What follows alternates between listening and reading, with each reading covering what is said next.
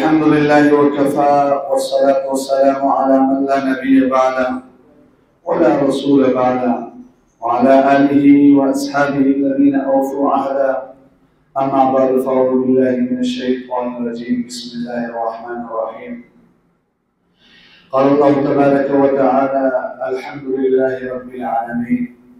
وعن عمر رضي الله تعالى عنه قال: سمعت رسول الله صلى الله عليه وسلم يقول: إن الله خلق 1000 أمة 6 منها في البحر و4 منها في البر، أو كما قال عليه الصلاة والسلام. صدق الله مولانا العظيم وصدق رسوله النبي الكريم، ونحن على ذلك من الشاهدين والشاكرين، والحمد لله رب العالمين. رب اشرح لي صدري ويسر لي أمري واحلل عقدة من لساني يفقهوا قولي. رب زدني علما رب زدني عملا. سبحانك لا علم لنا إلا ما علمتنا إنك أنت العليم الحكيم. میرے واجب الاحترام قابل قدردان حاضرین و سامعین، اب حضرات کے سامنے میں نے قرآن مجید فرقان حمید کی ایک آیت مبارکہ اور نبی علیہ الصلوۃ والسلام کے حدیث مبارکہ میں سے ایک حدیث مبارکہ تلاوت فرمائی ہے۔ اللہ رب العزت سے دعا ہے کہ اللہ تعالیٰ مجھے حق بیان کرنے کی توفیق نصیب فرمائے اور ہم سب کو اس پر عمل کرنے کی توفیق نصیب فرمائے۔ گزشتہ جمعے کی مناسبت سے یہ موضوع آپ کے سامنے رکھنا چاہتا ہوں، چونکہ گزشتہ جمعہ آپ کے سامنے یہ بات میں نے رکھی تھی کہ انشاءاللہ سورہ فاتحہ کا خلاصہ اور سورہ فاتحہ کی وضاحت آپ کے سامنے رکھوں گا۔ تو گزشتہ جمعہ صرف بسم اللہ الرحمن الرحیم پر بات ہوئی تھی، تو آج سورہ فاتحہ کی ابتدائی آیت الحمدللہ رب العالمین پر بات کریں گے۔ الحمدللہ رب العالمین میں پہلا جو لفظ ہے لفظ الحمد، یہ حامد احمد تعریف کرنا، الف لام جنسی الف لام استغراقی بھی ہو سکتا ہے کہ جنسی تعریف کائنات کے اندر جتنی بھی تعریف ہے، تعریف کی جو جنس ہے وہ اللہ رب العزت کے لیے ہے۔ کائنات کے تعریف کے جتنے بھی افراد ہیں وہ سب کی سب تعریفات اللہ کے لیے، گویا بالواسطہ یا بلا واسطہ سارے تعریفات اللہ کے لیے۔ سوال کرنے والا سوال کر سکتے کہ اس حسر کے فائدہ کیا ہے؟ تو اس کا فائدہ یہ ہے کہ کائنات کے اندر جو تعریفات ہوتی ہے گویا کہ وہ اللہ کی ہے، وہ اس طرح کہ کائنات کو وجود اللہ رب العزت نے دیا۔ ساری کائنات کا خالق مالک رازق اللہ ہے۔ جب کائنات کی تعریف کسی بھی مخلوق کی تعریف ہوگی تو وہ تعریف اللہ رب العزت کی ہوگی۔ اس پانی کی تعریف اس قائم ذات لا یزال اور لا یزول ذات کی تعریف ہوگی۔ گویا کہ کسی چیز کی بھی تعریف کرنا ہے تو اللہ کی ذات کی تعریف آ جاتی ہے۔ علماء اس لیے کہتے ہیں اگر آپ نے کسی کی تعریف کرنا ہے تو اس طرح کریں کہ وہ اللہ کتنی بڑی ذات ہے جس نے اتنے بڑے انسان کو پیدا کیا، وہ اللہ کتنی بڑی ذات ہے جس نے اس حیوان کو خوبصورت پیدا کیا، وہ اللہ اتنی بڑی ذات ہے کہ جس نے اس انسان کو خوبصورت پیدا کیا، وہ اللہ اتنی بڑی ذات ہے جس نے اس انسان کو خوبصورت آواز دیا۔ تو گویا کہ یہ تعریف منہ پر تعریف کرنے کی کراہیت بھی لازم نہیں ہے کہ اور کسی چیز کی تعریف کرنا یہ خالق کی تعریف کرنی ہے، کیونکہ خالق نے اس کو وجود دیا۔ تو سارے کائنات کی تعریف میں اللہ رب العزت کی تعریف مشمل ہے۔ سارے کائنات کو وجود دینے والا وہ اللہ رب العزت کی ذات ہے۔ تو الحمدللہ رب العالمین، رب العالمین رب سے پہلے لفظ عالمین کی وضاحت آپ کے سامنے رکھنا چاہتا ہوں، ذرا آسان ہے، مختصر ہے۔ عالمین عالم کی جمع ہے، عالمین عالم کی جمع ہے۔ اللہ کے ماں سوا سارے مخلوقات کو عالم کہتے ہیں۔ جیسے کہ عالم انسان ہے، عالم ملائکہ ہے، عالم جن ہے، عالم لاہوت ہے، عالم ناسوت ہے، عالم ملکوت ہے، عالم دنیا ہے، عالم ارواح ہے، عالم برزخ ہے، عالم آخرت ہے، عالم طیور ہے، عالم حیوانات ہے۔ یہ سارے عالم ہیں۔ حضرت عمر رضی اللہ تعالیٰ عنہ سے مروی وہ فرماتے ہیں سمعت رسول اللہ صلی اللہ علیہ وسلم یقول، میں نے رسول اللہ صلی اللہ علیہ وسلم کو یہ کہتے ہوئے سنا، آپ نے فرمایا ان اللہ خلق عز و جل 1000 امہ، اللہ رب العزت نے 1000 امت کو پیدا کیا، 1000 عالم کو پیدا کیا. سبتم منہا الی البحر یا سبتم منہا فی البحر، 600 یہ بحری عالم ہے، وہ 4 منہا فی البر، اور 400 یہ خشکی والے عالم ہے. تو گویا کہ اس حدیث کے مطابق کائنات کے اندر پورے جو عالم ہے وہ 1000 عالم ہے. اور بھی احادیث ہے اس کے مطابق. 600 جو عالم ہے وہ سمندری عالم ہے، اور 400 جو ہے نا وہ خشکی والے عالم ہے. اس سارے عالم کو رزق دینے والی ذات اللہ رب العزت کی ذات ہے. اس سارے عالم کو پالنے والی ذات اللہ رب العزت کی ذات ہے. حدیث مبارکہ میں آتا ہے حضرت سلیمان علیہ السلام نے اللہ رب العزت سے درخواست کیا، یا اللہ آپ کی مخلوق کی میں دعوت کرنا چاہتا ہوں 1 مہینے کے لیے. اللہ رب العزت نے کہا اے سلیمان آپ نہیں کر سکتے ہو. اور سلیمان علیہ السلام نے کہا اللہ 1 ہفتے کی کرنا چاہتا ہوں. آپ علیہ السلام نے فرمایا نہیں کر سکتے ہو. آخر سلیمان علیہ السلام نے کہا کہ 1 دن کی کرنا چاہتا ہوں. اللہ نے کہا نہیں کر سکتے ہو. سلیمان علیہ السلام نے یہ اس وجہ سے کہا اللہ پاک نے اس کو ایسی بادشاہت دی تھی کہ پوری دنیا کے اوپر اس کی بادشاہت تھی. انسانوں کے اوپر، جنات کے اوپر، دیو کے اوپر، پرندوں کے اوپر، ہواؤں کے اوپر بھی ان کی بادشاہت تھی. کہتے ہیں کہ 4 بڑے بادشاہ دنیا کے اندر رہے، 2 مسلمان اور 2 کافر. کافر میں ایک بخت نصر اور دوسرا نمرود، اور مسلمانوں میں ایک اسکندر اعظم اور دوسرا سلیمان علیہ السلام. لیکن سلیمان علیہ السلام کی بادشاہت انسانوں کے علاوہ ہواؤں کے اوپر بھی تھی. تو اللہ رب العزت نے کہا چلو سلیمان 1 دن کی دعوت کر لے.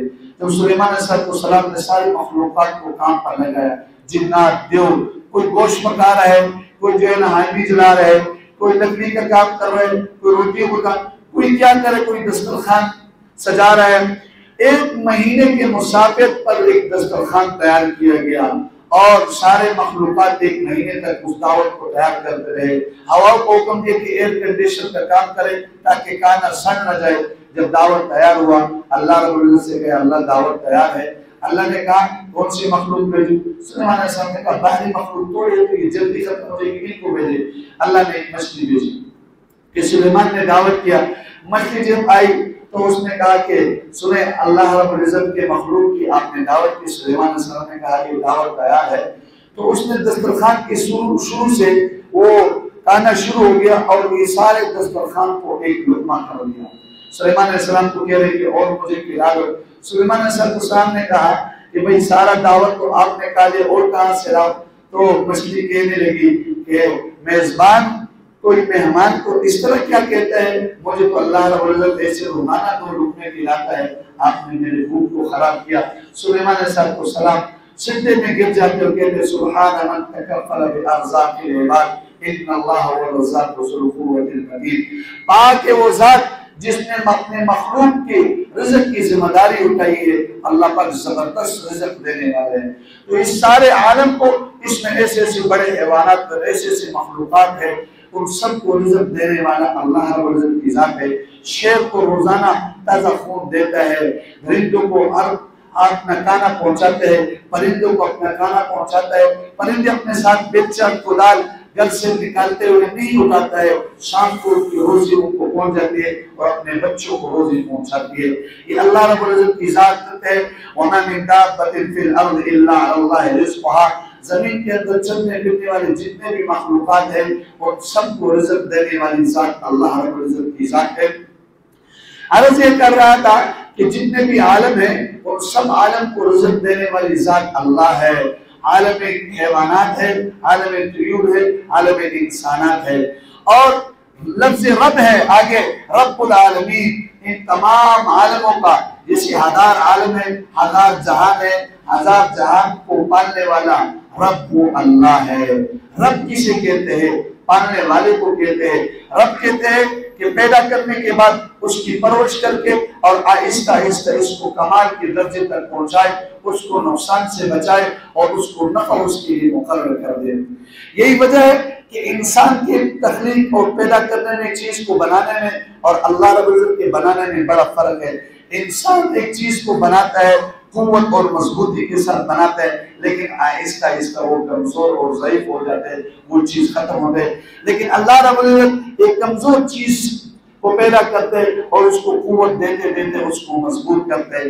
انسان کو دیکھے، انسان کو ایک ضعیف قطرے سے پیدا کیا، پانی کے بوند سے پیدا کیا، من ماء مہین قرآن نے اس کو ذکر کیا، ایک کمزور پانی سے پیدا کیا.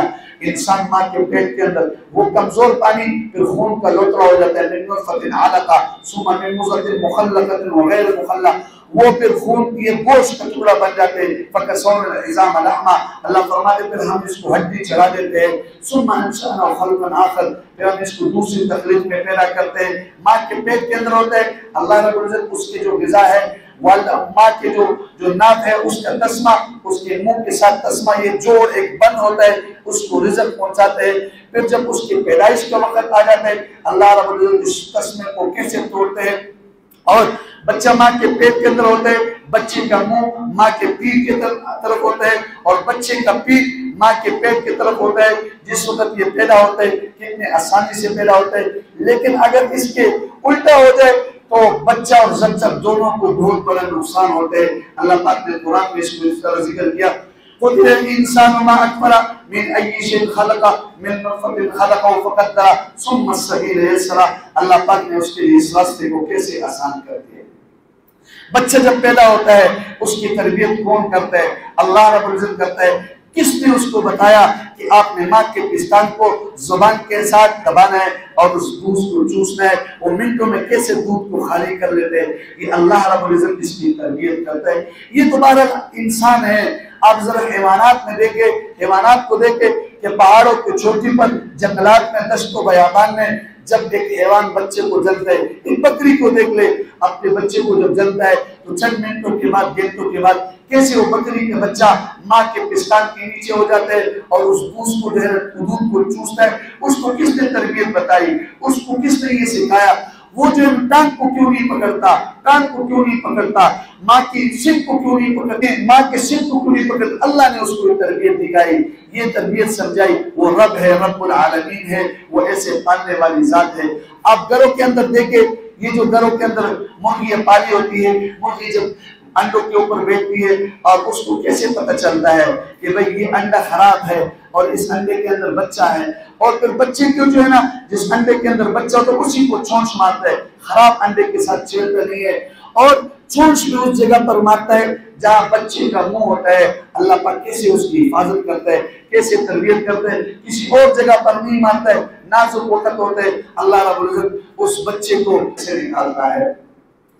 چڑیا کو دیکھے، چڑیا جب اس کا بچہ پوٹ کے اندر ہوتا ہے اور وہ بڑے نازک حالات میں ہوتا ہے تو چڑیا اپنا منہ چونچ اس پوٹ کے اس بچے کے چونچ میں ڈالتا ہے اور اس میں پھونک دیتا ہے اور وہ جو ہے نا پٹ جاتا ہے اور اس کو نرم و غذا کے ذریعے سے اس کی تربیت کرتا ہے، اس کو پالتا ہے. یہ کون کرتا ہے؟ یہ اللہ رب العزت کی ذات کرتی ہے.